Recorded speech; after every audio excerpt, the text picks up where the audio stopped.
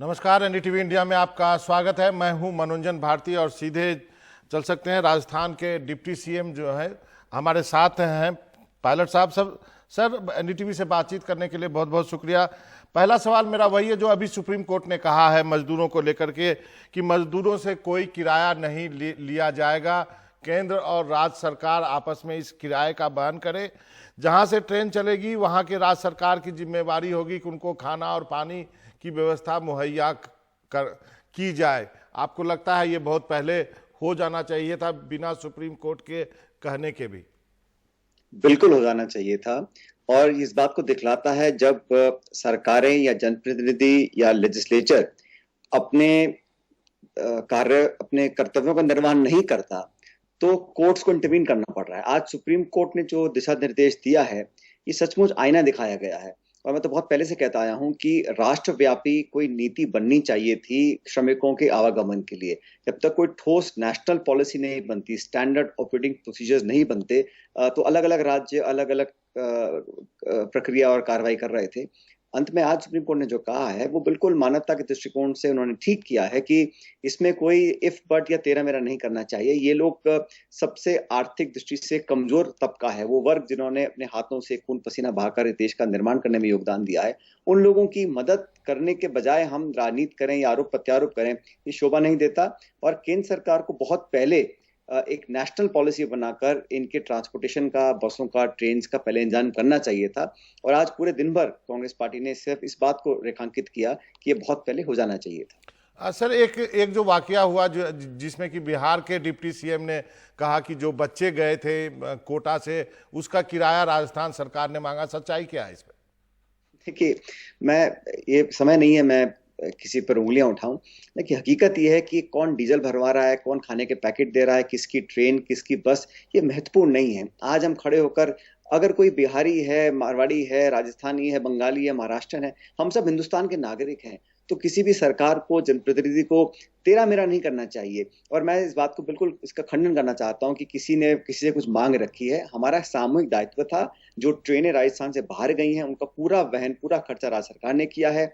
हमने श्रमिक बसों का संचालन किया है, कोशिश की कि राजस्थान में कम से कम कोई पैदल ना चले। लेकिन फिर भी मैं समझता हूं कि जो आज कोर्ट ने बोला है ये सबको आईना दिखाया एक तरीके से। और ये बहुत पहले अगर हम सब सरकारें मिलकर करती या केंद्र सरकार एक स्पष्ट नीति अगर लेकर आता तो आज ऐसा कोर्ट को इंटरवीन नहीं करना पड़ता।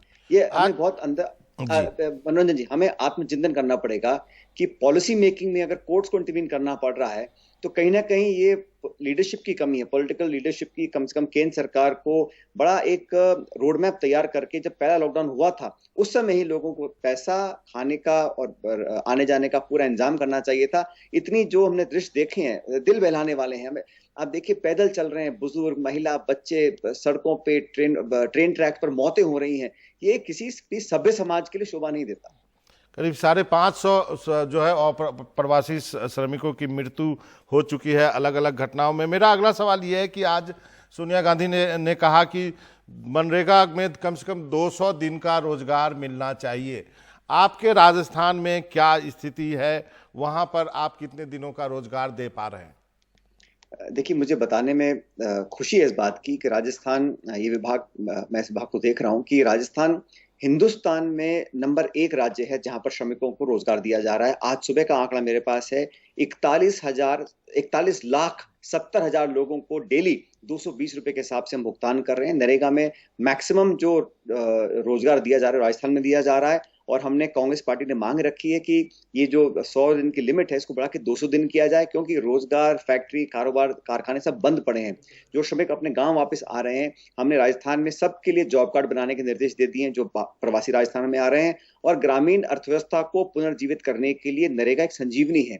इस नरेगा को और मजबूत करना पड़ेगा। और जब तक दोबारा इकोनॉमी ट्रैक पर नहीं आती तब तक लोगों को रोजगार मिलेगा। और हमने कोशिश की है, 83% जो काम नरेगा में राजस्थान में हो रहा है वो लोगों अपने घर बनाने में, अपने शौचालय, अपने खेत पर काम कर रहे हैं। तो इंडिविजुअल काम कर रहे हैं, सोशल डिस्टेंसिंग मेंटेन कर रहे हैं। और नरेगा मैं समझता हूं एक ऐसा प्लेटफॉर्म है जो ग्रामीण परिप्रेक्ष्य में रहने वाले लोगों के लिए एक वरदान की तरह साबित होगा।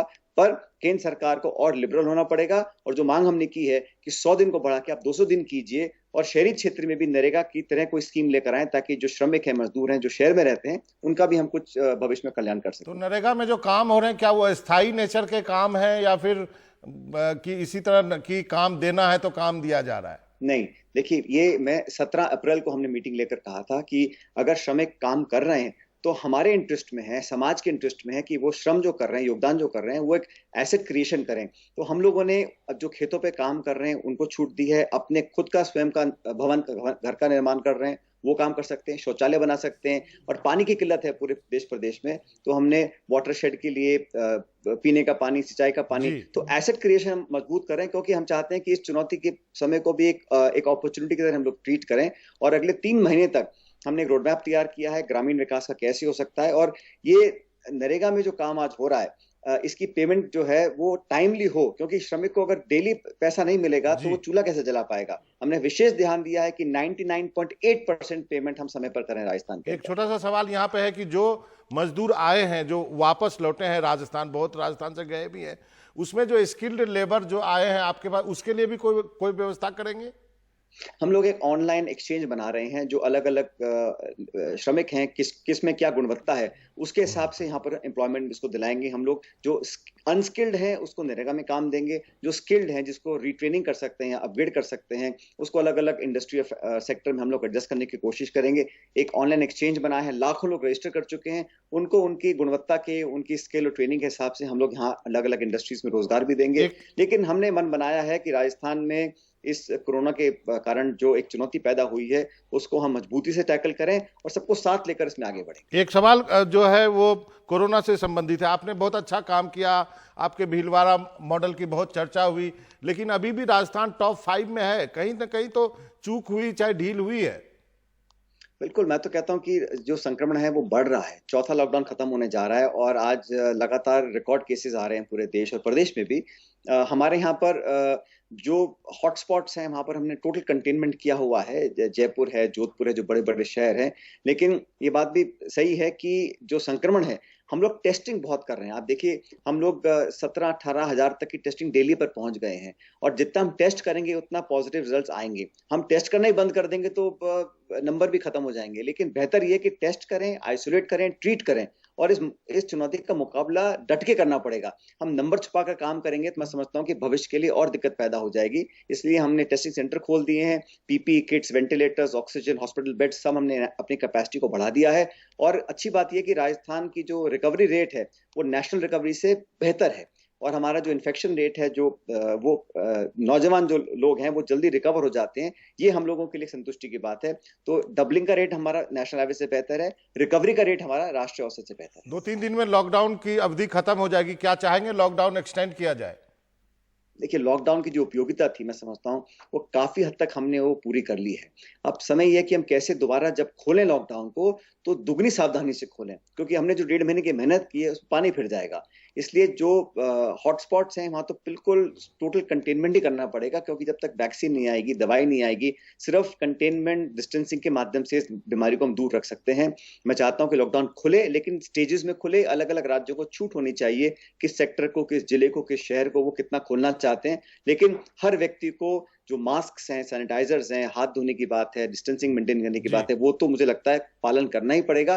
लेकिन अब समय आ गया कि हम लोगों को दोबारा अपनी जिंदगी को वापस पटरी पर लाने का मौका दें, और खासकर जो ग्रामीण क्षेत्र है वहां पर कृषि से संबंधित सभी हमने खोल रखे, राजस्थान में भी फैक्ट्रीज को भी खोलने के लिए केंद्र सरकार को दिशा निर्देश देना चाहिए। एक अंतिम का सवाल है मेरा, एक और मुसीबत का सामना राजस्थान को करना पड़ा, टिड्डियों से, उससे कैसे निपटे? देखिए, टिड्डियों का पिछली बार भी यहाँ पर एक तरह से मैं कहूंगा आक्रमण हुआ था, और ये टिड्डी ऐसे लाखों करोड़ों की संख्या में आते हैं और मिनटों में पूरे खेत, एकड़ के एकड़ खेतों को चट कर जाते हैं। तो इसमें केंद्र सरकार का अलग डिपार्टमेंट है। हमने 1 महीने पहले लिखा था कि हमें संसाधन, स्प्रे, दवाई वगैरह करें। हमने नया प्रयोग किया राजस्थान में कि ड्रोन से भी हम लोग टिड्डी को कंट्रोल कर रहे हैं, लेकिन वो पाकिस्तान, अफ्रीका से बहुत बड़ी तादाद में आ रहे हैं। तो ये कई राज्यों में फैल गया, जो पहले कभी सोचा नहीं था कि यूपी, महाराष्ट्र, दिल्ली तक जा सकता है। लेकिन राजस्थान के जो सीमावर्ती जिले हैं वहां पर बहुत भारी प्रकोप पड़ रहा है, किसान को दुगनी मार झेलनी पड़ रही है। इसलिए मैं कह रहा हूं केंद्र सरकार को बार बार कि स्टेट स्पेसिफिक फंडिंग दीजिए, ताकि हम लोगों के, नागरिकों की, किसानों की मदद कर सकें। हमारा शासन और सरकार पूरी ताकत से इस काम में लगे हुए हैं। धन्यवाद सचिन पायलट साहब, आपने वक्त निकाला, और उम्मीद करते हैं कि राजस्थान जैसी लड़ाई लड़ रहा है कोरोना से, अच्छी तरह से लड़ेगा आपके भीलवाड़ा मॉडल की, तो खैर बात ही क्या करने, उसकी बहुत चर्चा हुई थी। बहुत बहुत शुक्रिया सर।